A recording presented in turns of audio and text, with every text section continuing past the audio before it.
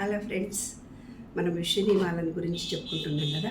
విశ్వ నియమాలు 12 ఉంటాయని, ఆ 12లో ఒక్కొక్కటి ఏమేని, ఆ ఒక్కటి నేను నిన్న చెప్పాను కదా. ఆ మిగతావన్నీ ఇప్పుడు తెలుసుకుందాం. విశ్వ నియమాలు: దైవీ ఏకత్వ నిబంధన, లా ఆఫ్ డివైన్ వన్నెస్. ప్రతిదీ పరస్పరం అనుసంధానంగా ఉంటుంది. మన కర్మలు, మన ఆలోచనలు మరియు చర్యలు ఈ విశ్వంపై ప్రభావం చూపిస్తాయి. అంటే లా ఆఫ్ డివైన్ వన్నెస్ అంటే ప్రతి జీవిలో మనలో ఆత్మ ఒకటే అని భగవద్గీతలో మనకు చెప్పారు కదా. అన్నిటిలో ఒక జీవం ఉంటుంది. ఈ విశ్వంలో కూడా ఒక జీవం ఉంటుంది. ఆయననే పరమాత్మ అని వాళ్ళు ఆ రోజుల్లో పేరు పెట్టారు. నేనేమంటున్నానంటే పాజిటివ్ ఎనర్జీ ఈ విశ్వంలో ఎక్కువగా ఉంటుంది. మనలో ఒక ఎనర్జీ పాయింట్ ఉంటుంది. ఆ పాయింట్నే ఆత్మ అని అన్నారు. ఆ రోజుల్లో దానికి ఆత్మ అని పేరు పెట్టారు. ఆయనకు పరమాత్మ అని పేరు పెట్టారు. ఈ రోజుల్లో సెల్ ఫోన్లో చిప్పులాగా ఒక పాజిటివ్ ఎనర్జీ చిప్ ఇది. ఈ విశ్వంలో కూడా టోటల్గా ఎనర్జీ ఉంటుంది. అదే వన్నెస్. మన ఎనర్జీ లెవెల్స్ విశ్వంలో ఎనర్జీ అంటే ప్రతి ప్రాణిలో జీవిలో ఉన్నటువంటి ఎనర్జీ అంటే ప్రాణము ఏదైతే ఉందో అది వన్నెస్. అంటే ప్రతి దాంట్లో ఒక జీవం ఉంది. అంటే కదలని వస్తువుల్లో కూడా ఒక ఆటము ఎనర్జీస్ ఉన్నాయని మనం సైన్స్ చెప్తోంది కదా. అలాగే ప్రతి దాంట్లో జీవం ఉన్నవి ఉంటాయి, జీవము లేనివి ఉంటాయి. జీవమున్న వాటిలో వన్నెస్ అంటే అన్నిటికీ నీకు కష్టం వస్తే నాకు కష్టం వచ్చింది అంటారు కదా, అలాగా వన్నెస్ ఉంటుంది. నీ కష్టం నా కష్టం కాదా అంటారు. అలా వన్నెస్ అనేది. రెండవది నిబంధన ఏమిటిదంటే కంపన నిబంధన అంటారు నాన్న. దాన్ని లా ఆఫ్ వైబ్రేషన్ అని అంటారు. రెండవ నిబంధన పేరేం పేరు? Law of vibration. ప్రతి వస్తువుకి, ప్రతి ఆలోచనకి, ప్రతి భావానికి ఒక ప్రత్యేకమైనటువంటి తక్కువ లేదా ఎక్కువ తరంగ దైర్ఘ్యాలు ఉంటాయి. అంటే ఫ్రీక్వెన్సీ అనేది ఉంటుంది.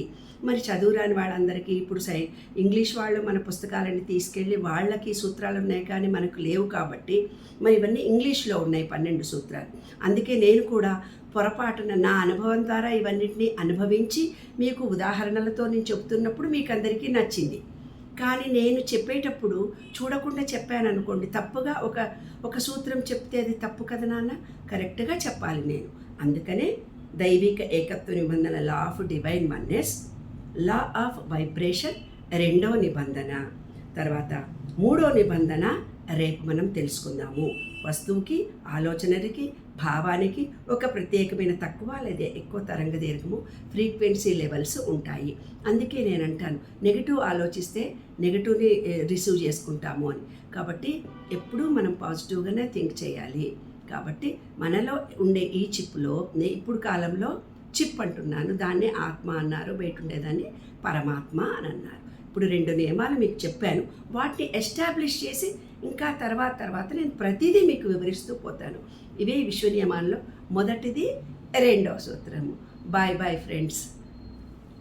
ఏదైనా సహాయం ఎవరికన్నా, ఇవాళకు నా ఫ్రెండ్ కనపడింది, తను కోటీశ్వరరాలు నాన్న, కానీ హృదయంతో ఒక్కళ్ళకు ఒక 10 రూపాయలు ఇవ్వదు.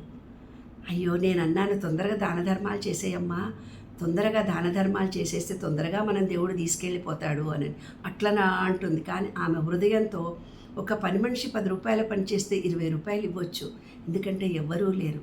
అంటే కోట్ల రూపాయలు ఉండడం కాదు నాన్న, మనసుతో ప్రేమించగలగాలి. మనకున్న 10 రూపాయల్లో 5 రూపాయలు విశ్వంలో ప్రతి వాళ్ళకి ఇవ్వగలం. పెడితేనే పుడుతుంది బంగారు తండ్రి.